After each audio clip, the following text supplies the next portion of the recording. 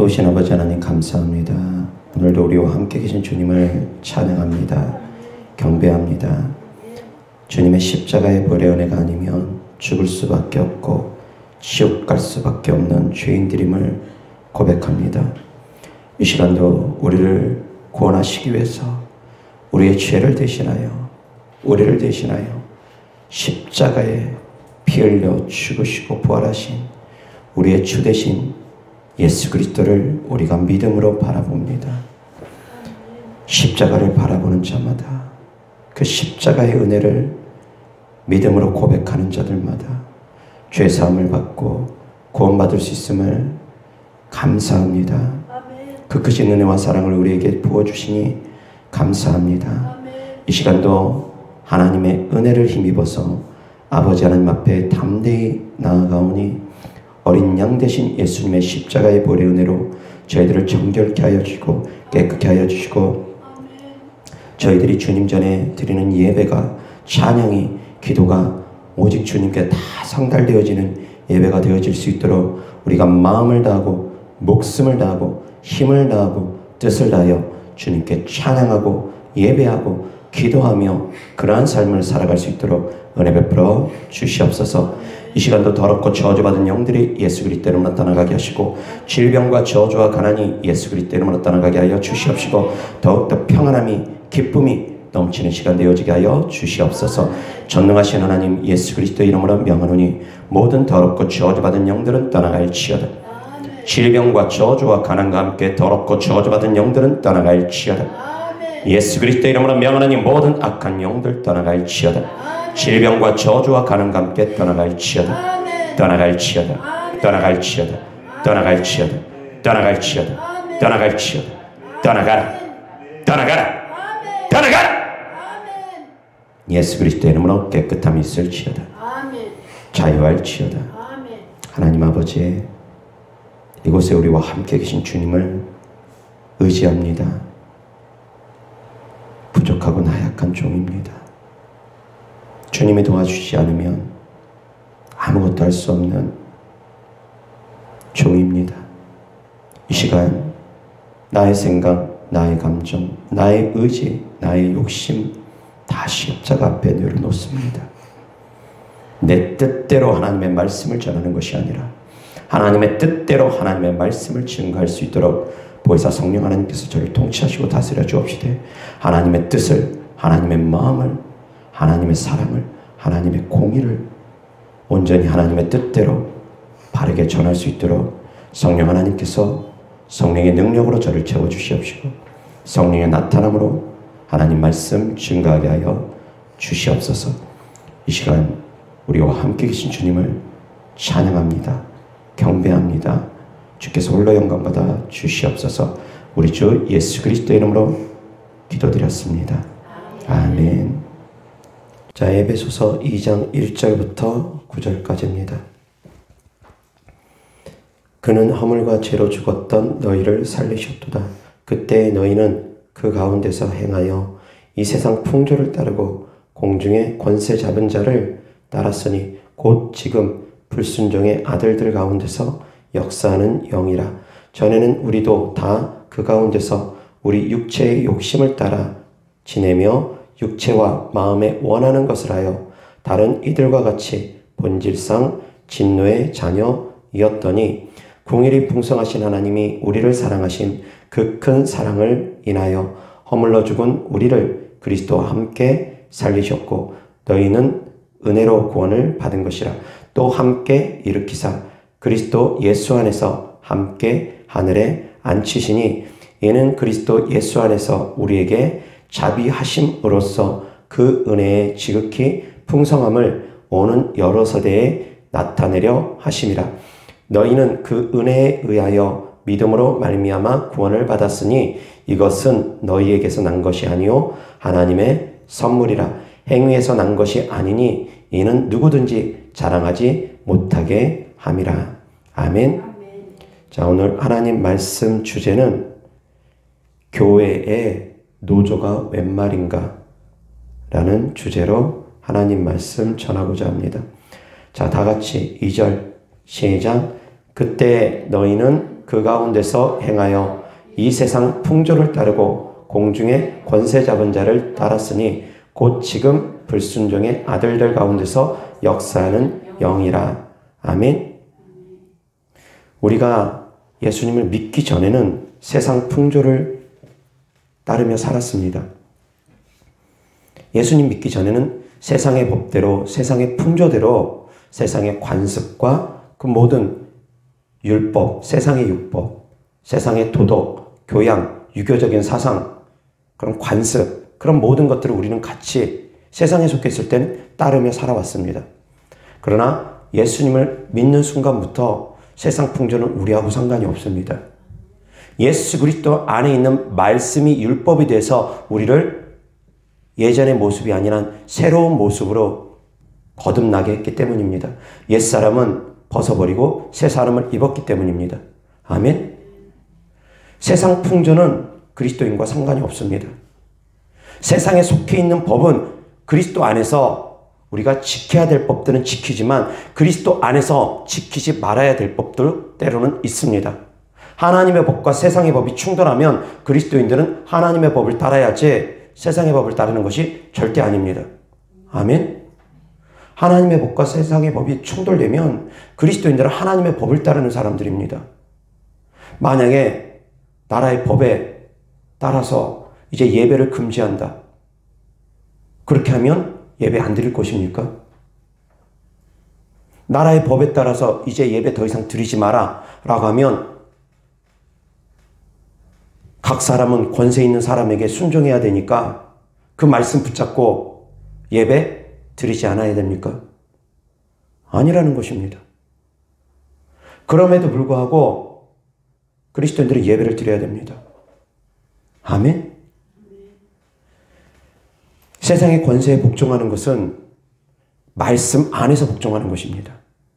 하나님의 말씀 안에서 복종하는 것이지 말씀 밖에서 말씀을 어기면서 복종하는 것이 절대 아닙니다. 부모에게 공경하는 것도 역시 마찬가지입니다. 부모님을 공경하는 것도 말씀 안에서 공경하는 것이지 말씀을 벗어나서 공경하는 것이 절대 아닙니다.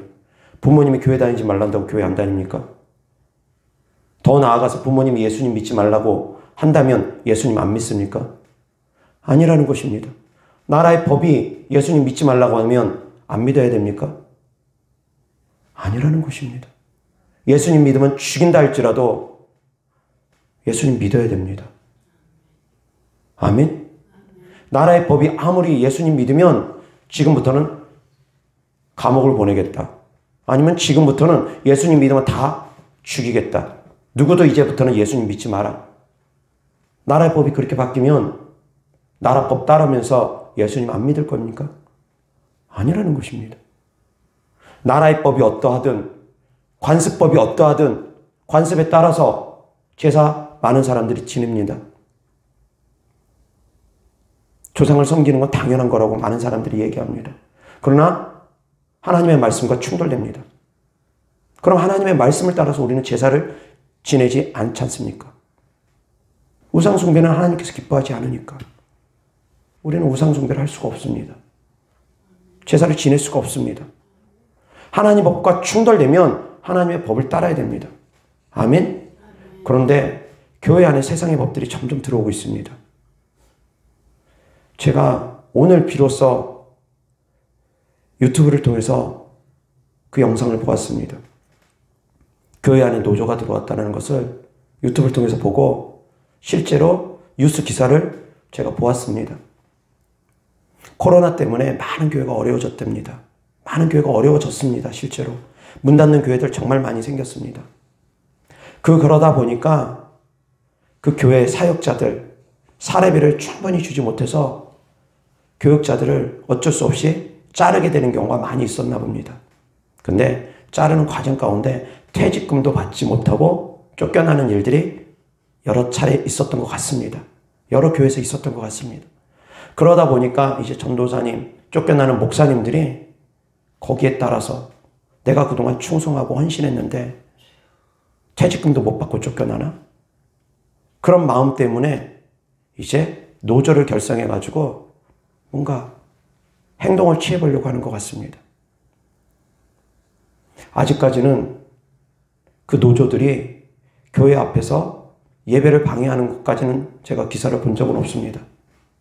근데 여기서 만약에 더 나아가면은 이제 주일날 예배 못 드리게끔 앞에서 시위하고 노조 활동하고 그런 모습까지 혹시라도 보게 되지 않을까 심히 염려스럽습니다.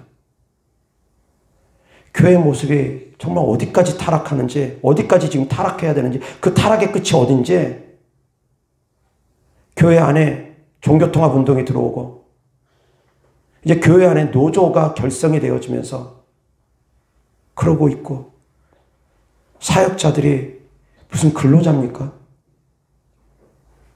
사명을 받은 자들이 사명받지 아니하고 사역을 하려다 보니까 주의 종들은 다 사명을 받아야 됩니다. 사명자로서 이 길을 걷는 것이지 사명 없이 이 길을 걷는 것이 아닙니다. 근데 사명 없이 길을 걷다 보니까 돈만 밝힙니다. 자기가 무슨 근로자인 줄 압니다. 월급 많이 주지 아니하면 입이 이만큼 나와가지고 불평과 불만이 쏟아지면서 일을 너무 많이 시키면 자기 근로시간보다 더 일을 많이 했다고 해서 합당한 대우 해달라고 그렇게 하려고도 하고, 정말 너무나 제가 그 기사를 보면서 충격을 받았습니다. 저는 개인적으로 사도 바울같이 고난받지 못한 게 저는 아픕니다. 사도 바울은 40에 하나 가만매를 맞았습니다. 저는 40에 하나 가만매가 아니라 단 한 대도 예수님 전하면서 맞아본 적이 없습니다. 저는 부끄럽습니다. 저는 주의 종으로서 부끄럽습니다. 40에 하나 가만매도 못 맞았을 뿐더러 감옥 한 번 가본 적도 없고, 복음 전하다 한 대도 맞아본 적도 없고, 기껏 해봐야 이단 소리나 좀 몇 번 듣는다는 것, 욕이나 좀 먹는다는 것, 제가 받은 고난이라고는 고작 그거밖에 안 돼서 저는 부끄럽습니다. 이러한 제 자신이 부끄럽습니다. 많은 주의 종들이 목숨 걸고 하나님을 전하고 때로는 순교까지 하면서 하나님을 전하는 분들을 보면 저는 부끄럽습니다. 아프리카 오지에서 이름 없이 빛도 없이 선교하는 분들 보면, 그런 분들 얘기를 들으면 저는 부럽고 부끄럽습니다. 저는 그분들이 부럽습니다. 그리고 또 한편으로 제가 부끄럽습니다. 풍요한 나라에서 배고프지 않고 목마르지 않고 배부르고 등 따시면서 이렇게 사역하고 이렇게 신앙생활하는 제 자신이 저는 부끄럽습니다. 그런데 교회에서 사역자라는 사람들이 한 푼 더 받겠다고 노조 결성하고 퇴직금 안 받았다고 원망과 불평을 쏟아내고, 저는 이해가 안 됩니다. 사랑하는 성도님들, 이거는 근데 사역자만의 문제가 아닙니다. 사명자만의 문제가 아닙니다. 주님의 일을 하는 모든 성도님들은 다 그런 마음을 가져야 됩니다. 하나님께서 우리로 해서 생명 주셨습니다. 근데 하나님의 일을 행함에 있어서 뭔가 자꾸 바라면 되겠습니까? 주의 종뿐만이 아니라 교회 안에 많은 레위인처럼 일하는 분들이 계실 것입니다. 교회 행정을 보는 분들도 있을 것이고, 교회 안에서 여러 가지 일을 하는 분들이 있습니다. 찬양 인도하는 분들, 반주하는 분들, 그 가운데 교회에서 사례비 받고 일하시는 분들도 많이 계실 것입니다. 사례비 받는 것이 정당하지 못하다, 그 얘기가 아닙니다. 각 사람의 형편과 처지에 따라서 얼마든지 사례비 받을 수 있고, 교회도 얼마든지 그분들에게 사례비를 주는 것이 또한 마땅하다고 저는 생각합니다. 교회 재정이 튼튼한데 그냥 다 레위인 한 명 세우지 아니하고 다 그냥 봉사자로만 그렇게 충당한다면 그것도 저는 바람직하게 생각하지는 않습니다. 경우에 따라서는 레위인으로 세워서 합당한 대우를 해주는 것도 필요하다고 생각합니다. 그러나 합당한 대우를 설사 받는다 할지라도, 합당한 대우를 받지 못한다 할지라도 하나님의 일을 하는 사람들의 마음의 자세는 그러면 안 되는 것입니다. 하나님의 일을 하는 사람들의 모든 자세는 거저 받았으니 거저 주는 자세로 해야 됩니다. 하나님께 생명 거저받았습니다. 하나님께 우리는 생명을 다 거저받았습니다. 내 생명 내 것 아닙니다. 다 하나님으로부터 온 것입니다. 구원, 하나님께서 예수 그리스도를 보내주지 않았다면 구원받기 우리는 힘들었을 것입니다. 생명도 주님 것이고 구원도 주님으로부터 말미암았습니다. 그런데 우리가 주님으로부터 생명을 받았고 주님으로 말미암아 구원을 받았는데 주님께 무엇을 드린들 아깝습니까? 10만 원 헌금하는 것이 아깝습니까? 10억을 헌금하는 것이 아깝습니까? 100억을 헌금하는 것이 아깝겠습니까? 내 생명조차 주님께 드리는 것이 아깝지 아니한데 무엇을 드린들 아깝겠습니까?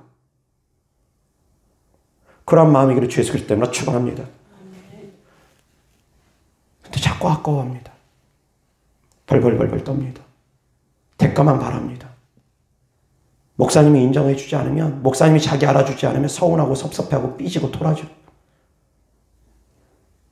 그렇게 신앙생활 하는 분들이 너무나 많습니다. 저는 제 자신이 부끄럽습니다. 말씀드렸던 것처럼 저는 저의 경쟁 대상이 사도 바울입니다.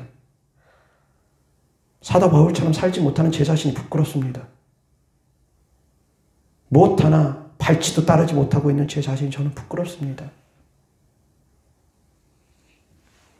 제가 개척을 하고 한 1년 반 정도는 정말 어려웠습니다.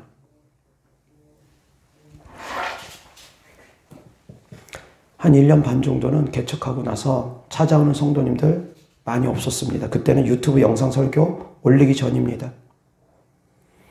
그러다 보니까 교회에서 매일같이 나와서 기도 생활을 하는데 찾아오는 분들은 거의 없고 경제적으로 아무래도 1년 반 동안 많이 어려움이 있었습니다. 그러는 가운데 이제 간간히 찾아오는 성도님들을 귀신 쫓고 병 고쳐주면서 사역을 해줍니다. 근데 몇몇 분들이 제 계좌번호를 물어보시더라고요. 근데 초기에는 저는 좀 극도로 예민해서 거저받았으니 거저준다는 저 말씀을 하나님께 저에게 직접 주셨기 때문에 제가 직접 받은 말씀이라 극도로 예민해서 무조건 노 했습니다. 계좌번호 알려달라면 알려주지도 않았습니다. 그렇게 시간이 흐르고 나서 1년 반 정도의 시간이 흐르고 나서 어느 순간에 이제 주님께서 저에게 감동을 주셨습니다. 흘려보내야 된다라는 것을. 받아야지 축복이 흘러간다라는 것을 어느 순간 되니까 주께서 이제 알려주시고 깨달음을 주셔서 그때부터는 축복을 흘려보내기 위해서 계좌번호 알려달라고 하는 분들에게 알려줍니다. 왜? 받아야지만이 흘러가니까. 그래서 주께서 말씀을 깨닫게 해주시고 알려주셔서 그 순간 이후부터는 이제 계좌번호를 알려드리긴 하는데 저희 교회 계좌번호는 곳곳에 남겨져 있지는 않습니다. 일부 영상과 일부 구간에만 제한적으로 있습니다. 왜 그렇게 남겨두냐면 사모하는 마음으로, 진짜 사모하는 마음으로 믿음으로 드리는 헌신된 예물만 하나님께서 받으시기 원한다는 걸 제가 알기 때문에 곳곳에다 남겨놓지는 않았습니다. 때로는 계좌번호가 찾다 못 찾아가고 저에게 물어보는 분들 계십니다. 목사님 계좌번호가 어떻게 되냐고. 그럼 그분들은 믿음으로 드리고자 헌신하는 그런 믿음이 있다는 걸 알기 때문에 제가 흔쾌히 그런 분들에게 이제 계좌번호 오픈해서 하나님께 헌금 드릴 수 있도록, 헌신할 수 있도록 알려드립니다.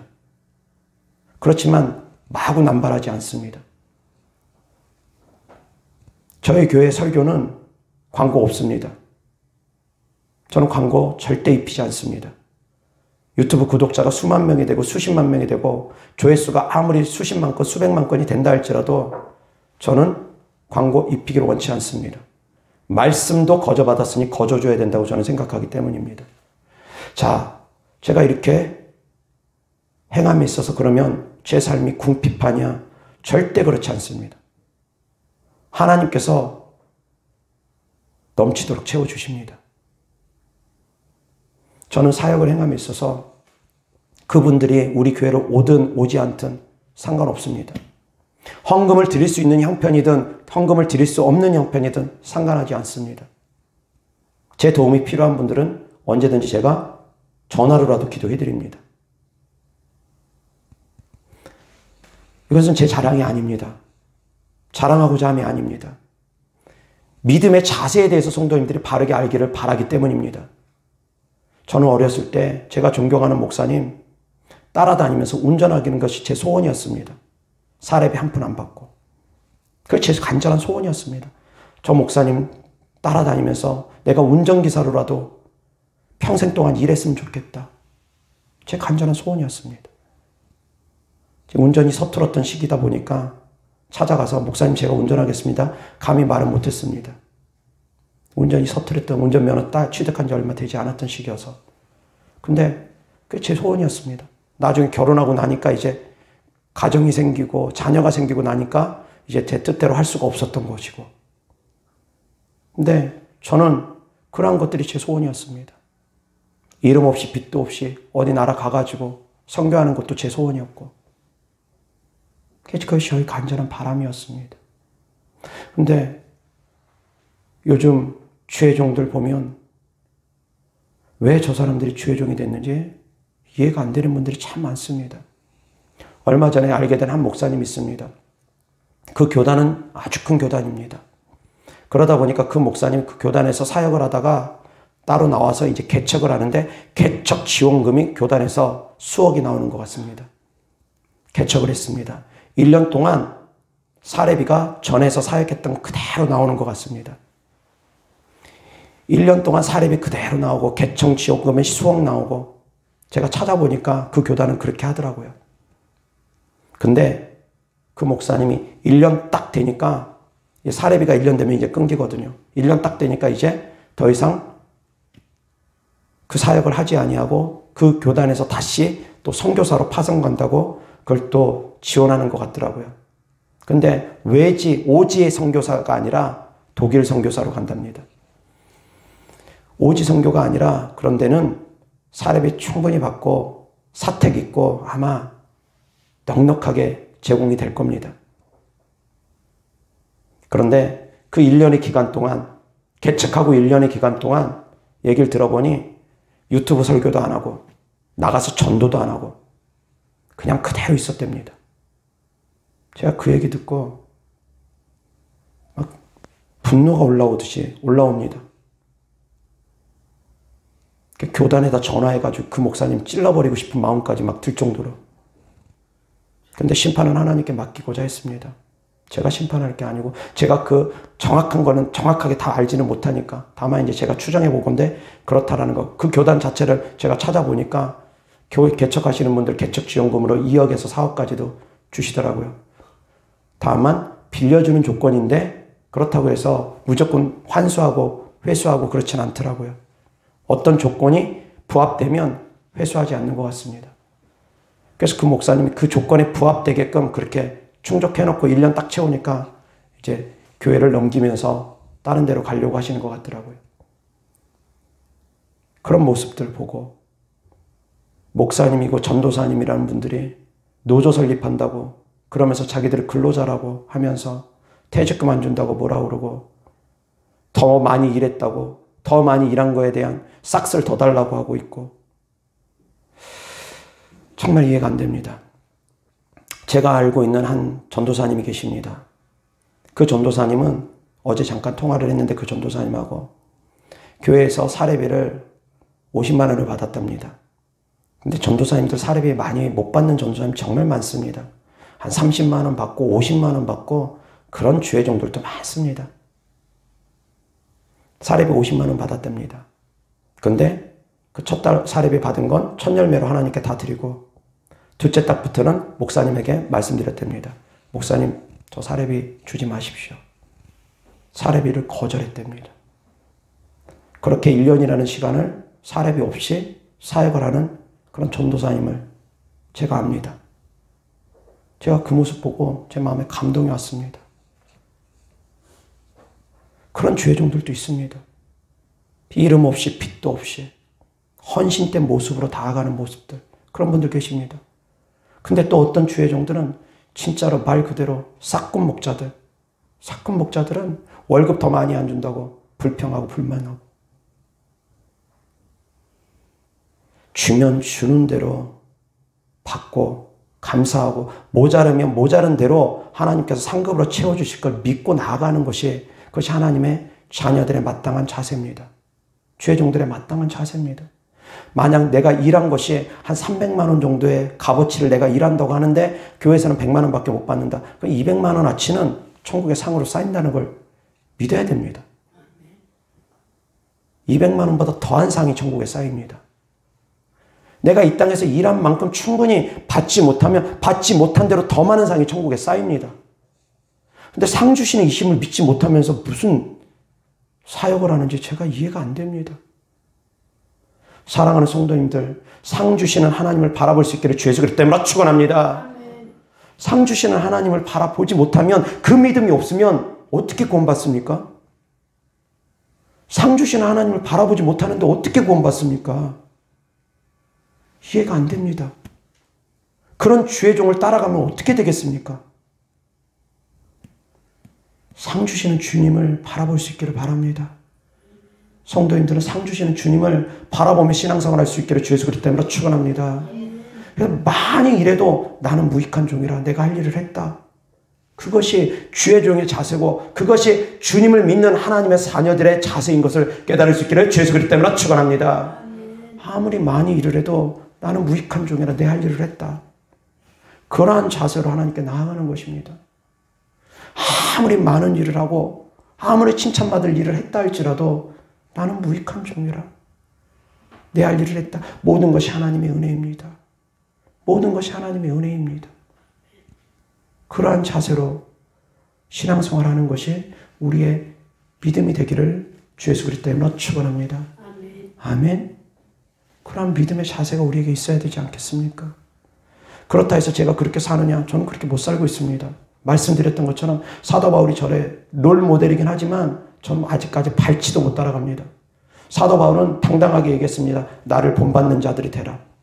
저는 저를 본받으라고 못합니다. 성도님들에게. 부끄럽기 때문입니다. 제가 제 자신을 알기 때문입니다. 제가 제 자신을 알기 때문입니다.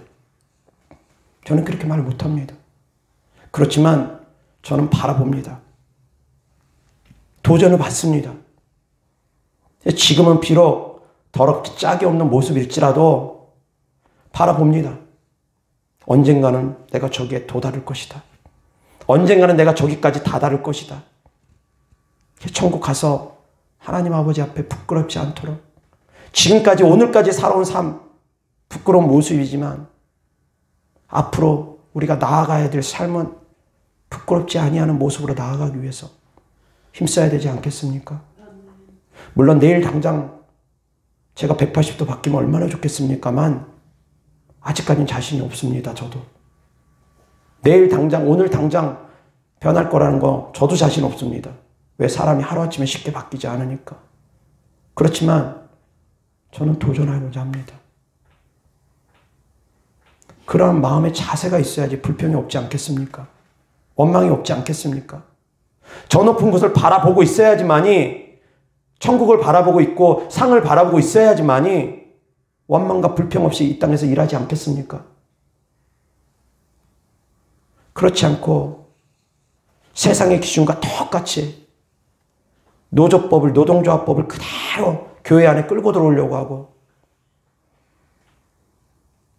조금만 다른 사람들이 자기 인정 안 해주면 원망하려고 하고 불평하려고 하고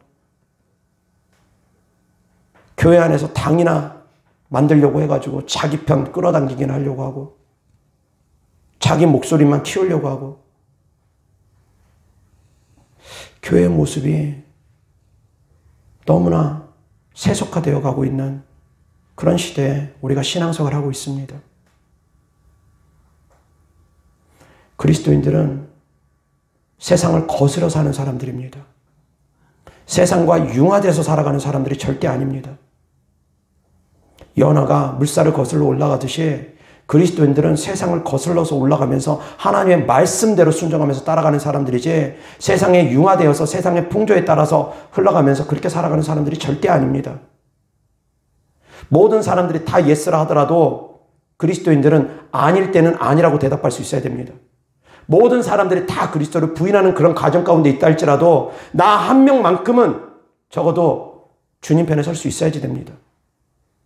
쉽겠습니까? 100명이 다 등을 돌리고 돌아서는데 나 혼자 독야청청하기가 쉽겠습니까? 쉽지 않습니다. 군중 심리를 거스르는 것 쉽지 않습니다. 정말 쉽지 않습니다. 모든 사람들이 다 주를 부인하면 나도 모르게 얼떨결에 나도 주님을 부인할 수 있습니다. 쉽지 않습니다.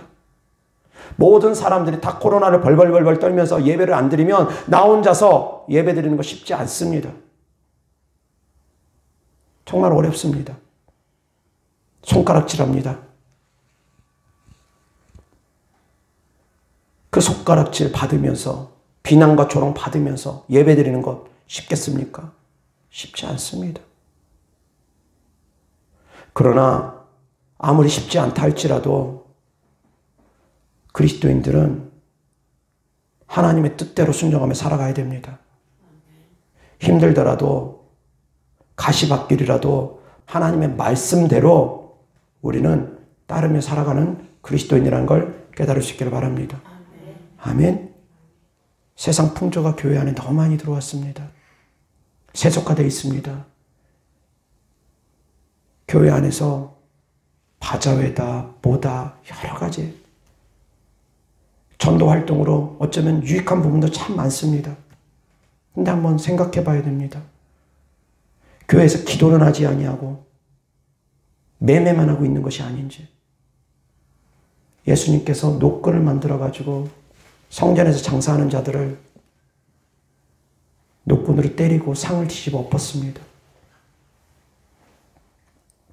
지금 교회가 장사하는 장사꾼의 소굴이 되어가고 있는 것이 아닌지 점점 세속화되어 가고 있습니다. 세상이 교회를 걱정해야 되는 시대에 지금 우리가 신앙생활을 한답니다. 교회가 빛을 잃어갔습니다. 그리스도인들이 빛을 잃어가고 있습니다. 핍박이 많았던 시대에는 소수이지만 빛이 환하게 비쳤습니다. 초대교회 때 비록 예수님 믿는 사람들이 많지는 않았을지라도 소수일지라도 그들은 빛을 당당하게 비쳤습니다. 믿음을 지키기 위해서 순교 기꺼이 했습니다. 근데 지금은 정말 많은 그리스도인들이 있습니다. 편안하게 안일하게 신앙생활을 합니다. 저도 역시 마찬가지입니다. 근데 예전만큼 초대교회 때 그들만큼 빛을 발하는 성도가 지금은 많이 없습니다. 다 흐립니다. 바람 앞에 촛불 마냥 막 금방금방이라도 후 불면 꺼져버릴 것 같은 그런 연약한 믿음으로 신앙생활을 합니다. 누가 핍박하거나 누가 뭐라고만 하면 바로 그냥 배신하고 등 돌릴 사람들. 예수님 믿는다고 누가 조롱이라도 하면 아무 소리 못할 사람들. 그렇게 연약하게 신앙생활하는 분들이 너무나 많습니다. 사랑하는 성도님들, 지금 우리가 마지막 때에 신앙생활합니다. 마지막 때에는 정말로 목숨 걸고 신앙생활하지 아니하면 다 떨어질 수 있습니다. 주님을 배반할 수 있습니다. 환난과 핍박이 오면 주님을 배반할 수 있는 사람들 너무나 많을 것입니다. 열의 9, 어쩌면 더 될 수도 있습니다. 100에 99명까지도 될 수도 있습니다. 지금 그리스도인이라고 하는 분들 중에 정말 어려움이 따르면 열의 9, 주님을 배반하고 등 돌릴 사람들 있을 것입니다. 어쩌면 99명이 등 돌릴지도 모릅니다. 100명 중에.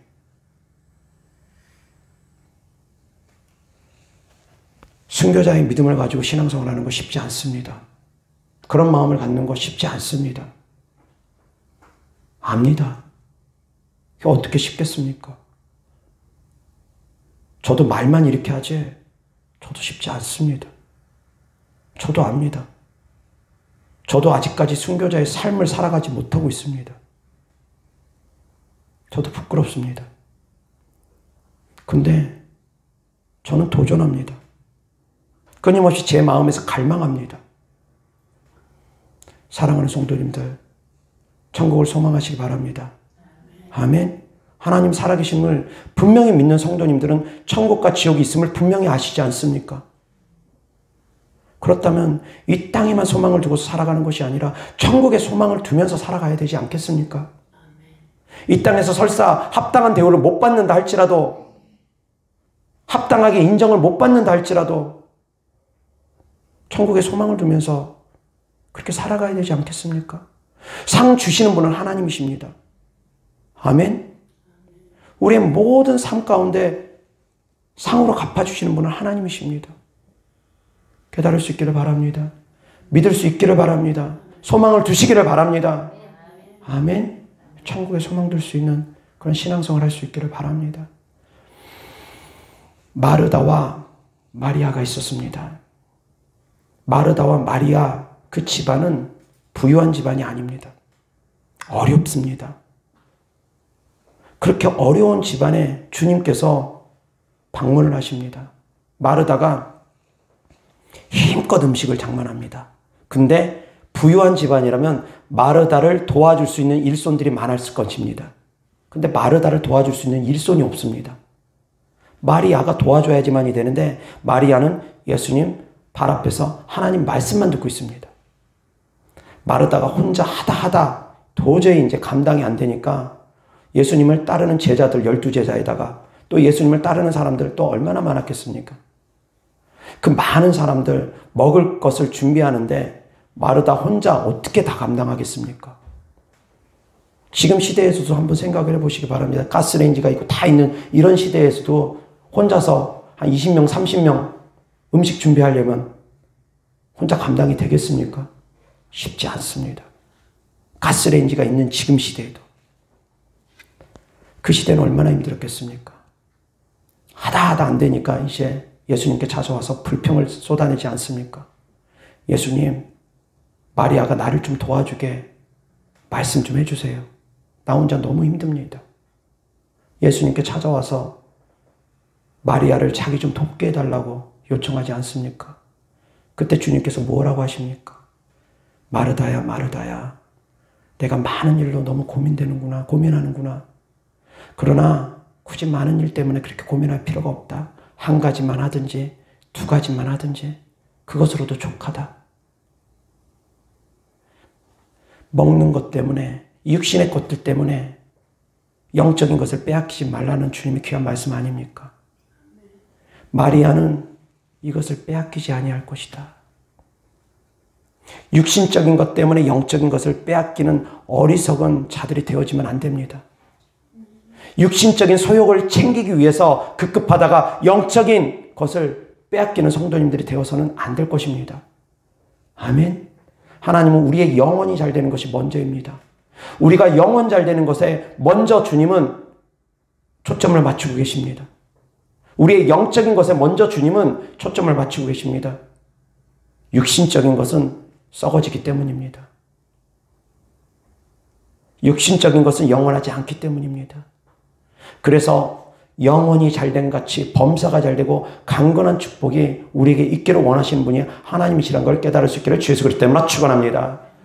육신적인 것을 먼저 챙겨주시는 분이 아니라 영적인 것을 먼저 챙겨주시는 분이 하나님이라는 것입니다.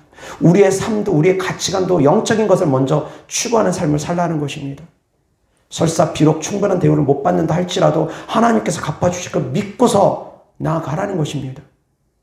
아멘. 아멘. 마리아는 예수님 발치에서 하나님 말씀을 들었던 마리아는 결국은 믿음이 쑥쑥쑥 자람으로 말미암아 예수님이 십자가 지시기 전에 이제 옥합을 깨트립니다. 은혜를 받았던 마리아가 옥합을 깨트렸습니다. 마르다가 옥합을 깨트린 게 아닙니다. 은혜를 받은 마리아가 옥합을 깨트린 것입니다. 은혜가 있어야지만이 주머니가 열립니다. 하나님께 헌신하고 싶은 마음이 있습니다. 사랑이 있어야지만이 희생이 되어집니다. 그런데 이것을 거꾸로 하는 교회들이 많이 있습니다. 사랑은 없는데 희생만 강조합니다. 은혜가 없는데 헌금만 강조합니다. 거꾸로 된 교회들이 있습니다. 그게 아닙니다. 은혜가 부어지면 옥합을 깨트리게 됩니다. 사랑이 있으면 목숨까지 아끼지 아니하면서 희생하게 됩니다. 그래서 사랑하는 성도님들, 사랑할 수 있기를 바랍니다. 주님 사랑할 수 있기를 바랍니다. 먼저 은혜 받을 수 있기를 주 예수 그리스도 때문에 축원합니다. 먼저 은혜가 부어지고 하나님을 사랑하는 뜨거움이 생기면 하지 말라고 해도 주를 위해서 헌신합니다. 근데 주의 종들이 그런 헌신이 없다. 어떻게 주의 종이 되었는지 저는 모르겠습니다. 저는 주의 종 상담하는 분들 10명이면 9명 가지 말라고 합니다. 사명감 없으면 가라고 하지 않습니다. 사명감을 갖고 이 길을 걷는 것입니다. 사랑하는 성도님들도 주를 위해서 걷는 걸음에 대가를 바라지 마시기 바랍니다. 그러면 설사 하나님께서 내 질병을 안 고쳐주셔서 감사할 수 있습니다. 내 문제를 해결해 주지 않아도 주님께 감사할 수 있습니다. 왜? 그 크신 은혜를 아니까. 구원의 은혜가 얼마나 큰지 아니까. 사랑하는 성도님들이 정말 구원의 은혜를 체험하신 분들이라면 주를 위해서 어떠한 희생을 한다 할지라도 아깝지가 않을 것입니다. 그 구원의 은혜를 정말 안다면. 근데 그 구원의 은혜를 모르니까 자꾸 주님께 드리는 거, 헌신하는 거, 기도하는 거 다 아까워합니다. 예배 드리는 거 아까워합니다. 힘들어합니다. 주님께 예배 드리는 거 힘들어하고, 기도하는 거 힘들어하고, 찬양하는 거 힘들어하고. 그 구원의 은혜를 진짜 깊이 있게 성도님들이 안다면 주님께 무엇인들 아깝겠습니까? 사랑하는 성도님들, 구원의 은혜가 가득하기를 주 예수 그리스도 때문에 축원합니다. 구원의 은혜를 항상 생각해 보시기 바랍니다. 나 같은 죄인을. 70번에 7번씩이라도 용서해 주시는 하나님의 사랑 아닙니까? 오늘도 죄를 짓고 내일도 죄를 짓고 오늘도 또 짓고 또 죄를 짓고 또 죄를 짓고 그러면서 하나님께 하나님 잘못했습니다. 그럼 주님은 무조건 용서해 주는 것처럼 우리는 뻔뻔하게 하나님께 나아가지 않습니까? 저도 역시 마찬가지입니다. 뻔뻔하게 하나님께 나아갑니다. 그렇지 아니하면 죽을 수밖에 없으니까. 그럼에도 불구하고 뻔뻔하게 나아갑니다. 주님의 사랑을 아니까. 근데 주님의 그 크신 사랑을 아니까 제가 죄를 끊어버리는 데 있어서 더 결단을 못합니다. 그 크신 사랑을 아니까 저는 여전히 죄 짓게 담대함을 갖고 있는 마음을 여전히 제 안에 갖고 있습니다. 부끄럽기 짝이 없는 모습입니다. 주님의 크신 사랑을 안다면 그러면 안 되는데 그 은혜를 값없이 받으면 안 되는데 그러지 못할 때가 있다는 것입니다. 그럼에도 불구하고 주님은 진짜로 70번에 7번씩 우리를 용서해 주십니다. 근데 그 크신 사랑과 은혜를 우리가 입었는데 주님께 하는 헌신을 아까워합니까? 아니라는 것입니다. 사랑하는 성도님들, 주님께 생명까지도 드릴 수 있는 믿음으로 나아갈 수 있기를 바랍니다. 아멘. 적어도 바라보시기 바랍니다. 당장 못한다 할지라도 바라보시기 바랍니다. 기왕 한 번 사는 인생, 2번 사는 인생도 아니고 기왕 한 번 사는 인생, 이 땅에서는 어떻게 살면 좀 어떻겠습니까? 영원한 천국이 우리에게 있는데 그곳에서 받을 상을 위해서 도전을 받으시기 바랍니다. 물론 상은 보너스입니다. 상은 본질이 아닙니다. 상 주시는 하나님이 본질입니다. 하나님을 바라보면서 나아가다 보면 상은 부수적으로 그냥 따라오는 것입니다. 상이 본질은 아닙니다. 학교에서 많은 애들이 공부를 합니다. 전교 1등을 하면 이제 전교 1등 했다고 학교에서 우등상도 주고 최우수상도 주고 뭐 그렇게 상을 줄 것입니다. 그런데 그런 상을 주는 이유가 무엇입니까? 장학금을 주고 상금을 주는 이유가 무엇입니까? 도전을 받으라는 것입니다. 학생들을 공부시키기 위함입니다. 상을 주는 것이 목적이 아니라 도전받고 열심히 공부하라는 것입니다. 그것이 목적입니다. 하나님께서 상을 우리에게 주시는 이유도 바로 그것입니다. 도전받으라는 것입니다. 천국의 소망을 두는 삶을 살아가라는 것입니다. 상이 목적이 아닙니다. 상을 주시고 하지 않은 주님의 뜻은 우리가 열심히 천국을 바라보며 주님을 바라보며 신앙생활하기를 바라는 주님의 마음인 걸 깨달을 수 있기를 주 예수 그리스도 때문에 축원합니다. 그런 마음이라는 것입니다. 주님 좀 바라봐 주시면 안 되겠습니까? 진짜로 주님 좀 바라봐 주시면 안 되겠습니까? 천국 좀 바라보면서 신앙생활하면 안 되겠습니까? 이 땅만 바라보지 말고 이 땅의 것 때문에 허덕이면서 이 땅의 것 채워지지 않으면 주님을 향해서 삿대질하고 원망하면서 그렇게 신앙생활 해가지고 되겠습니까? 천국 좀 바라볼 수 있기를 바랍니다. 제발 좀 주님 좀 바라볼 수 있기를 바랍니다. 그러한 도전 좀 가질 수 있기를 바랍니다. 아멘. 기도하겠습니다. 좋으신 아버지 하나님 감사합니다. 우리를 위해서 죽으시고 부활하신 우리의 주 되신 주님을 바라봅니다. 영원히 주님과 함께 하실 그 천국을 우리가 바라봅니다. 이 땅에서 우리가 어떠한 삶을 산다 할지라도 주님 계시는 그곳에 우리가 갈 터인데 아버지 하나님 주님께 범사에 감사하며 어떠한 희생을 치른다 할지라도 주님께 감사하며 신앙생활할 수 있는 저희들의 믿음이 되어질 수 있도록 축복하여 주시옵소서. 더욱더 장성한 분량에 이르는 믿음이 되어질 수 있도록 축복하여 주시옵소서. 도전받을 수 있는 성도들 되어질 수 있도록 축복하여 주시옵소서. 주님께 드려진 예물들을 축복합니다.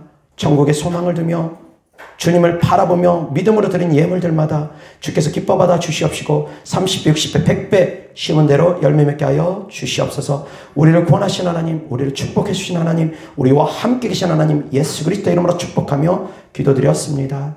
아멘. 주님께 가르쳐준 기도로 예배 마칩니다. 하늘에 계신 우리 아버지여 이름이 거룩히 여김을 받으시오며 나라의 임하옵시며 뜻이 하늘에서 이룬 것 같이 땅에서도 이루어지이다. 오늘날 우리에게 일용할 양식을 주옵시고 우리가 우리에게 죄 지은 자를 사해 준 것 같이 우리 죄를 사하여 주옵시고 우리를 시험에 들게 하지 마옵시고 다만 악에서 구하옵소서. 나라와 권세와 영광이 아버지께 영원히 있사옵나이다. 아멘.